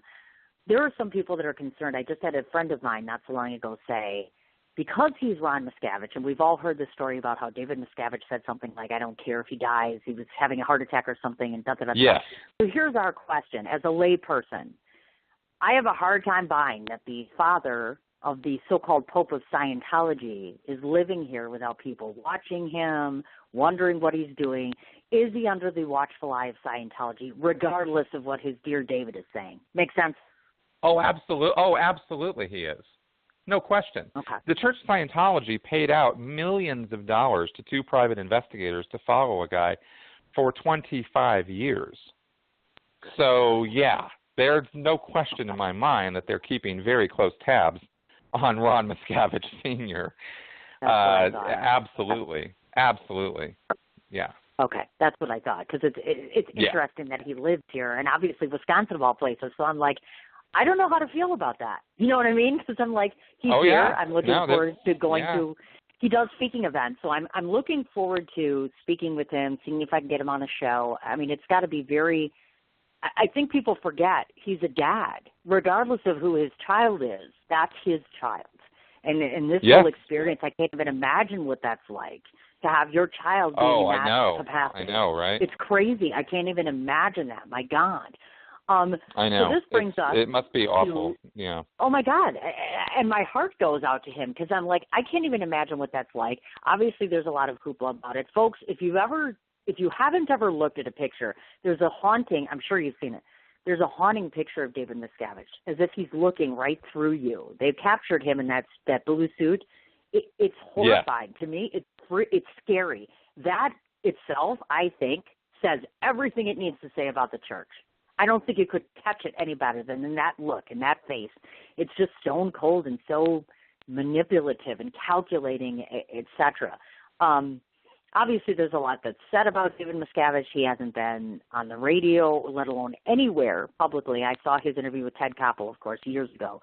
I guess, one of the big things we all wonder is, where's the wife? I mean, it gets asked a lot. Any speculation on that? Because Shelley seems to be just... Tony Ortega's, got the best reporting on that. And, she's up at this mountain organization in the, Lake Arrowhead area of California. And we're pretty sure that's where she's located. As long as she's alive, that's all we hear about. Because there's so much speculation that goes on. Yeah. People go missing, things happen. You just never know, again. So, obviously, of course, I have to ask you because at one point in time in your life, you were lured into studying Scientology, becoming a member, etc. So, if somebody is listening today, are there triggers? Are there particular things for them to look for? Meaning, how do you catch yourself before they catch you? Is there a way where somebody today who gets approached can catch on right away before they get lured in? Well, I mean, obviously we're trying to prevent people from walking in the first place. Right. But, critical thinking is really where it's at. I mean, there's no substitute for it. There's no gimmick or meme or one-shot way of preventing being fooled. Because the methods of fooling somebody are so legion. And they really fall down to the person himself and his own, what is he weak on? Well, what are his biases? What are his opinions about things? How was he raised? These things all add up to our weaknesses as well as our strengths. And Scientology has methods, all destructive cults have methods of ferreting out what those weaknesses are and getting you to talk about those things so that they can promise you some kind of a way of dealing with that or handling that or getting rid of that or something, right? Whatever that weakness is. Right. So it's not like you can, suit up in armor and go, well, I don't have any weaknesses, because everybody's got weaknesses. There's just no such thing as a perfect human being. So the only way to really prevent yourself from falling for any of that kind of stuff is to use critical thinking, right? Examining the factualness of the information being given to you. Is there any evidence of what the person is saying? And really, a lot of people really need to raise the bar on their standard of evidence. I mean, they'll take things as evidence that are just total hogwash. I mean, well, Joe said, and therefore it must be true. This kind of thing, right? They're like, no, that's not evidence. I want to see. I want to see it. I want to feel it. I want to experience it, right? So, so really, that's the best proof against this kind of thing, and that is why critical thinking is so important to me, and why I promote it so much, is because it's the armor that people need to prevent something like this from happening to them. You bet. And of course, you've talked about a concept called the recovery paradigm, correct? Now, is that something that you've established? I'm sorry, recovery paradigm? Yeah, I had done some research on you, and there was an article or something that I had access to that said you spoke about a recovery paradigm, so to speak. So that made me believe that you have some sort of conceptualized idea. Oh, like a paradigm. I'm sorry. Yes, I'm sorry. I said that wrong. I apologize. Oh, yeah. Okay, yeah, I get it. A recovery paradigm. Well, sure. Yeah. I mean, I wrote 3 chapters at the end of my book about recovering from Scientology. And and that involves, again, education, speaking out in some fashion, even if that speaking out is just writing your truth in a notebook. I mean, it doesn't have to be in a public forum, Just getting your thoughts out there is very, very helpful. Now, this is all just advice from me of a non-professional nature. Right. I'm not yet a trained psychotherapist or anything, but I have found a great deal of recovery with that. And getting counseling, that Scientology really sets up some real mental mind traps, some booby traps, by really, really hating on psychiatry and psychology. I mean, rabidly. Like Hubbard was really, really down on them. And that, unfortunately, creates a mindset with a lot of ex-Scientologists that psychology is still a bad thing. And it's not. People can really avail themselves of some great help by getting some counseling, especially if they can find somebody who is familiar with how cults work, right? And unfortunately, it's not a standard part of psychological training to learn about how cults work, and they really should. It's a omission in their training, as far as I'm concerned. So that is all part of that paradigm. Is look, if you could use some counseling, get it. If you could, and education and that sort of thing, I think is what works best. You betcha. And of course, obviously, you just brought my segue into your book. Of course, he has written a book, which is, of course, Scientology, Aid to, is it Xenu? Is that how you pronounce that? Xenu, yes, A to Xenu. Yes, A to Xenu, an insider's guide to what Scientology is really all about. So obviously we know the reason certainly why, or a lot of the reason why you wrote it. But let's talk a bit about the feedback that you get, meaning that most of the individuals that are buying the book, are they just former Scientologists, or are they people that are curious? Oh, What's the feedback you get about it? No, I have a ton. I mean, I've got like 15,000 subscribers on my YouTube channel, and most of them are not ex-Scientologists. People are fascinated by this topic. They're absolutely fascinated by it, as well they should be. And Scientology is only one of perhaps 5,000 destructive cults out there. They all use the same tools. They all use the same methods. They use different words to describe what they're doing. They have different belief systems. Some of them aren't even religious cults. There's political cults and sport cults. I mean, there's crazy things. Right. Any group of people can get into this cultic relationship. So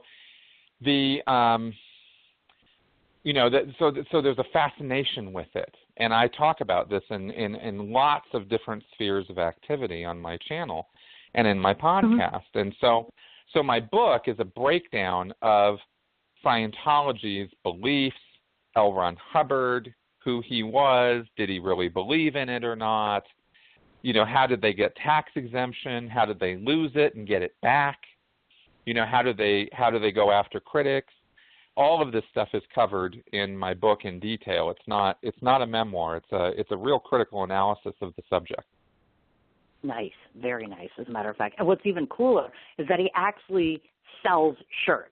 It's so cool because I was on your site and I'm like, oh my God, it's got Xenu. I totally want that Xenu as my co-pilot. I'll walk around, I'll wear that thing right in New York, right in front of the shirt. Check out my new shirt. I think my buddy. That's awesome. Yeah, well, you know what? I have all fun about with that sort of thing. I'm like, oh my God, it's just, you have to, because honestly, I mean, I won't lie to you, and I'm not a former Scientologist, but I watch the show and I cry, and I'm an empath anyways, but still, my heart breaks for these people. I can't even begin to imagine what it's like to live with those scars. I mean, it's immeasurably painful just as a person to watch it. So I don't even know what it would be like to live with that. And I guess I have to ask you that question because you have a child. How does he process this? Meaning, how does he view this? Well, he's great because my son is awesome because he never got involved. His mother is a Scientologist, and we don't talk. Okay. But the one thing that she did that was awesome was she never forced it on him. And that Nice. was rare because most Scientology parents do. But, you know, she's actually a really good person. And so he never got forced into it, and he's not a Scientologist, and that's why we actually are able to have a relationship. So I like that. That's good to hear. Yeah, that's a real good thing. And I've been able to, you know, laugh. I think that's an important thing to be able to get about a group and being involved in a group like that is getting to laugh, and that's where the shirts and stuff come from. You know, it's just let's make a joke about some of this too, because it's so serious it makes you want to cry, and if you don't relieve that tension sometimes, then it can really get to you. You know, so that's why that. Yeah. And before I forget to ask this, obviously, one of the things that I've been trying, and God knows if you have any leads, let me know. I have been trying to reach Alex Gibney forever. Out of all the Scientology movies, because there's only been so many made, I'm not going to lie, and no diss on you, buddy, my Scientology movie, I wasn't feeling it. I'm like, yeah, he tried, but I'm like, no. I'm told that Going Clear, and I know that you've seen it, which I haven't yet, would you say that that's a close synopsis in terms of getting close to the real deal in terms of Scientology? Would you recommend folks watch something like that? I haven't seen it yet. I'd love to talk to Alex. I think it's a introspective look on things, but you tell me you've seen it. Yes. Going Clear, which is Alex Gibney's documentary based on Lawrence Wright's book, is absolutely, if you only got 2 hours and you want to know the deal with Scientology, that is the movie to watch. Period. Gotcha. Best. It absolutely encapsulates the Scientology culture in 2 hours, and that is really hard to do. So Alex, my hat's always been off to Alex Gibney for the work that he did on that, and I was able to see them when they were doing their movie tour when they were touring around the country with it, and and thank them in person for that because it was so well done. Oh, I bet. Oh, my God. I can't wait to see it. I'm like, that's one of those things as far as that goes. Oh, yeah. We don't want to forget to promote the obvious. First of all, if you haven't watched Leah, although you can't now because the season is over with, I just watched season 2, obviously, and I watched it through the whole thing. So, obviously, you want to support A&E Network because, of course, Leah Remini is on there along with Mike Rinder. Clearly, if you haven't checked out Tony Ortega's work, you should do so, even though the church has things to say about that. By the way, I almost forgot to tell you this. Did you know that you're on the list of crippling people for Scientology? There's like a list of 25 people that can cripple Scientology. Look at that. You're badass. How badass is that? I'm like, that's my goal. I told somebody that. My goal is to get all 25. I'm like, I'm going to get the South Park guys on here. I'm going to get everybody I can possibly think of, and I'm going to beg, well, Leah and Mike, of course. Obviously, that goes without saying. But before I forget, because we're close to the end here, I don't want to forget to mention this. You brought a point up about this. You and I are both Patreon sponsors, and I saw your note this morning a bit. So I'm not sure if I should be touting you for support on there, because I saw your point about the sponsors getting they changed the structure. Getting less. Okay, so what's happening with that? Because I want to know. Oh, it's actually pretty simple. They decided to take the service fees that they were having the creators like you and me eat. We were eating the service charges, and that was fine. Right. And you know that people, because of the credit cards and stuff, right, that people would use to support us, and they decided instead to turn that over to put the service fees on the patrons, on the people who support us. And it's just an incredibly stupid move. So that's the simplicity of it. So now it costs our supporters more to support us. Mm-hmm. Yeah. That's why I wanted to ask you, do you want to continue on with Patreon? When I heard that, I was like, do I want to do this? Do you think you'll stick with them or move to another platform? I'm just curious because I don't want people going there and saying, I'm going to try to stick with them. I've tried to I've reached out to Patreon and told them what I think about this, and I've and tweeted about it, and I think we just need to bring pressure on Patreon to switch it back to the system that they had. You know, it's really the ball is totally in their court to be able to do that. So I think we should do that. No, I agree. I do. Okay, we have another person calling in, so let's see who we got now. Hi, you're on the air with me and Chris, or Chris and I should say. Oh, thanks for having me. My name is Joel, and I'm just wanting to reach out and to say thank you to Chris because as a kid growing up, and I heard about Scientology, I was like, oh my God, what a bunch of idiots, blah blah blah. But Chris is one of the people that has kind of made me realize that it's not people being stupid, but people just being victimized a lot. So awesome. I want to say thank you for that, and I also want to plug his YouTube page.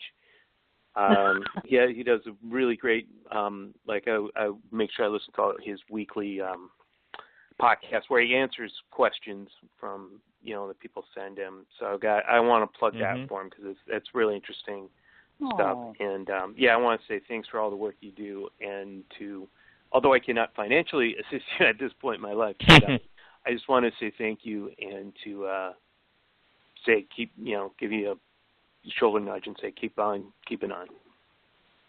Awesome, man. You're very welcome. Thank you. Cool.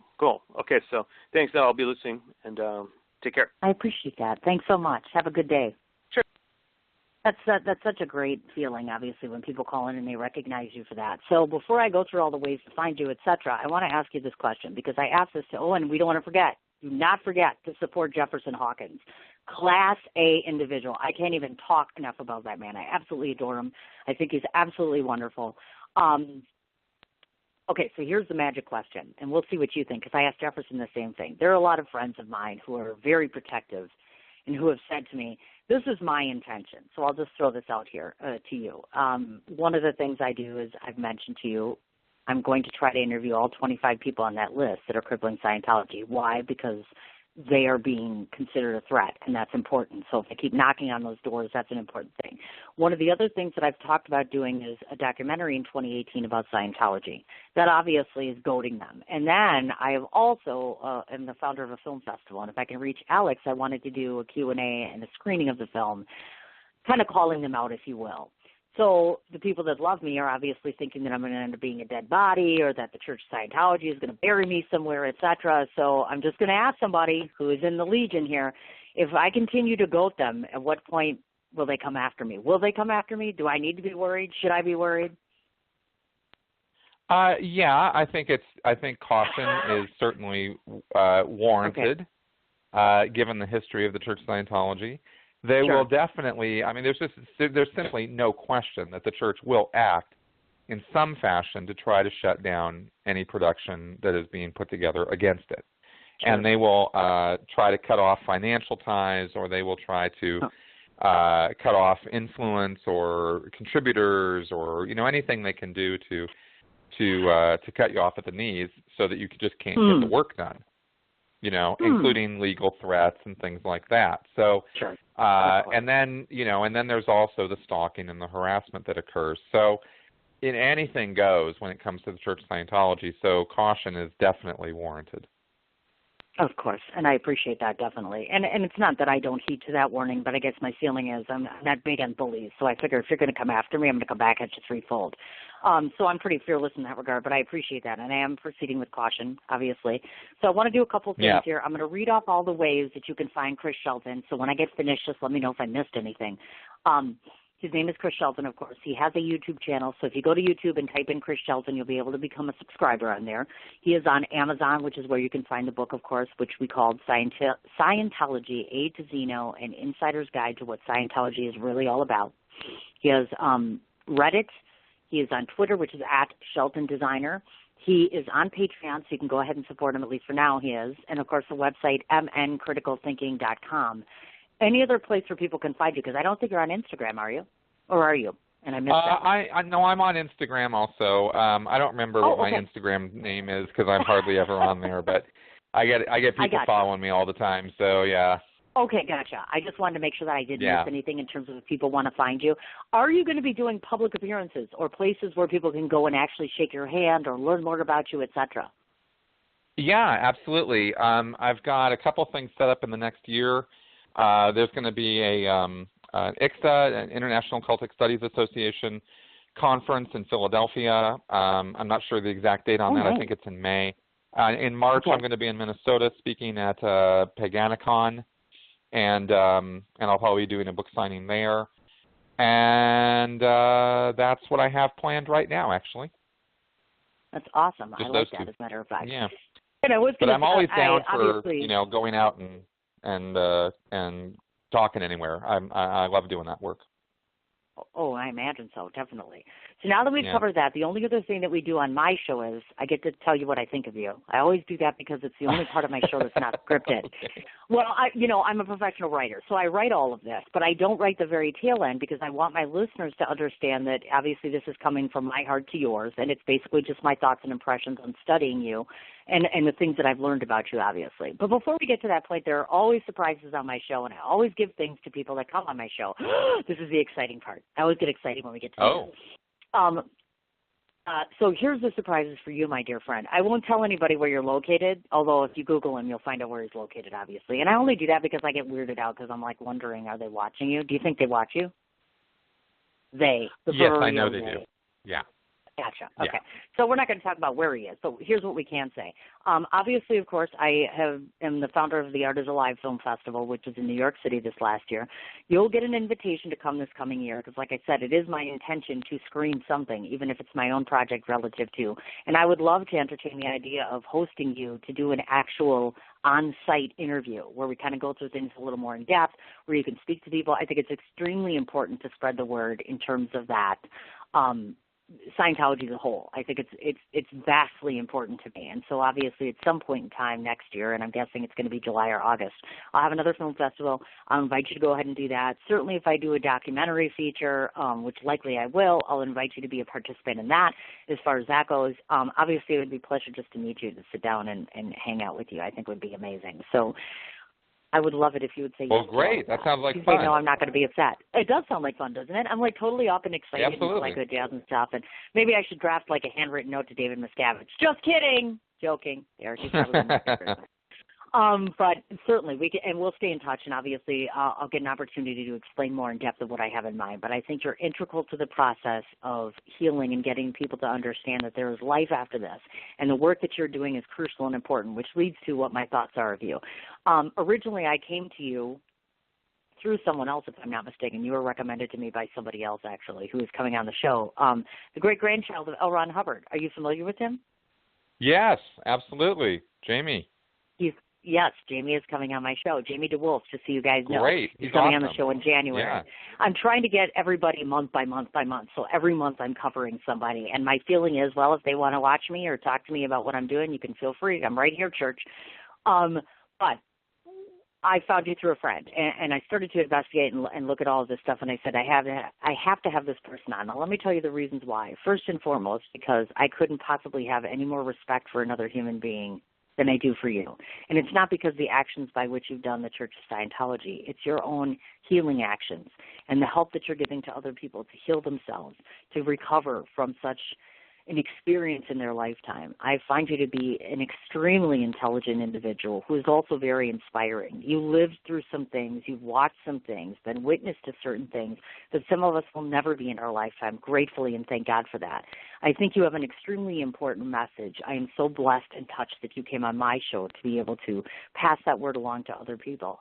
I hope, my prayer for you is that you find healing sooner than later, that you find hope sooner than later, that you find yourself in a position one day where you can actually say, I'm proud of the person that I have become, because I can imagine what you live with regularly.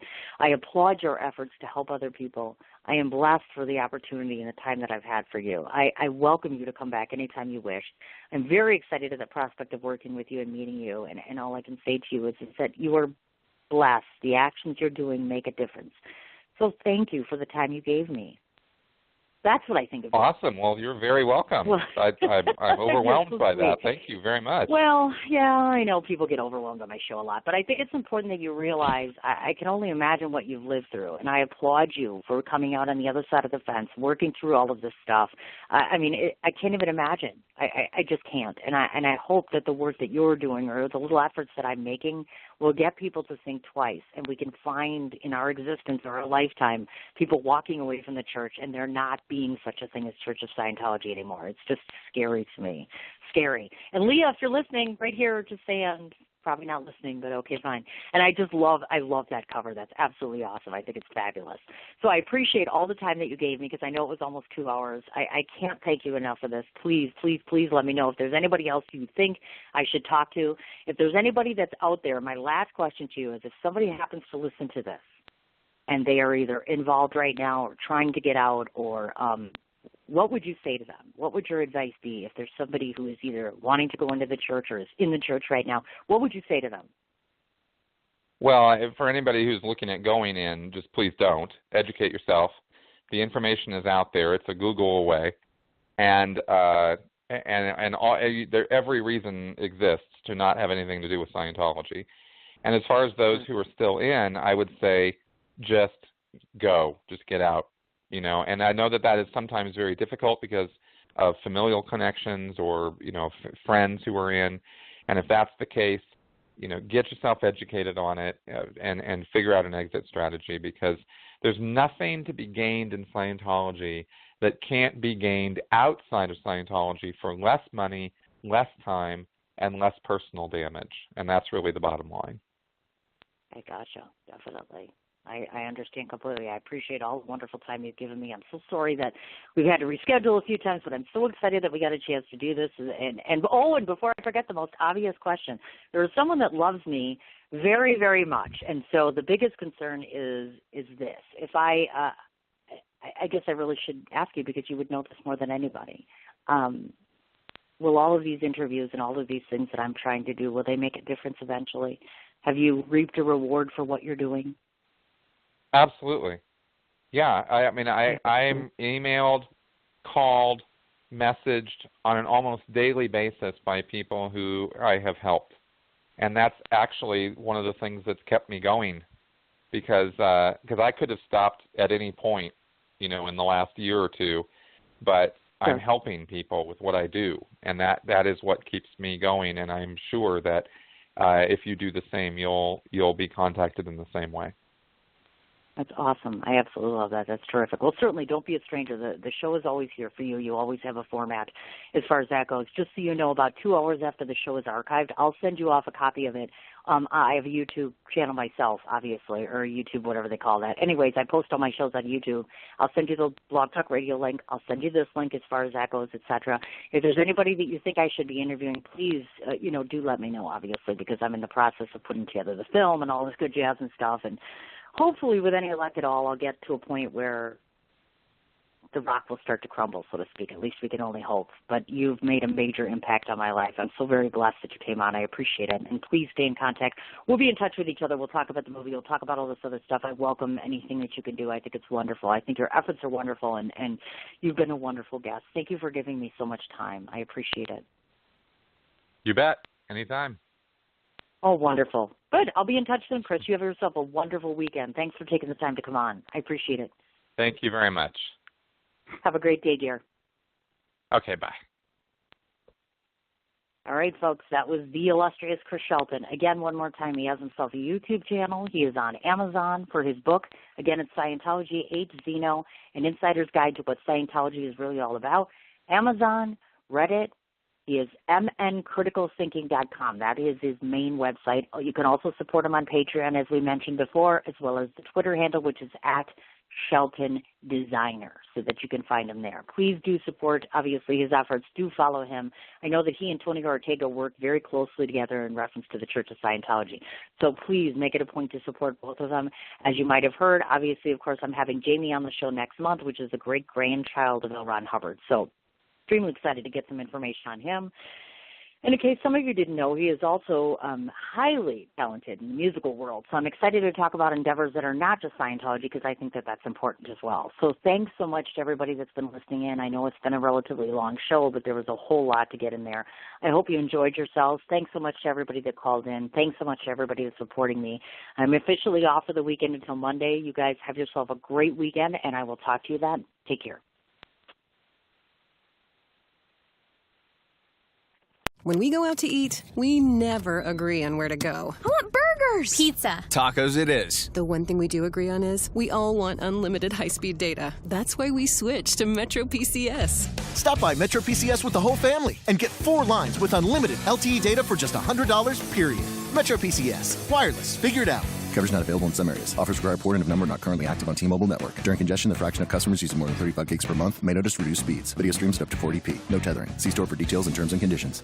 When we go out to eat, we never agree on where to go. I want burgers. Pizza. Tacos it is. The one thing we do agree on is we all want unlimited high-speed data. That's why we switched to Metro PCS. Stop by Metro PCS with the whole family and get 4 lines with unlimited LTE data for just $100, period.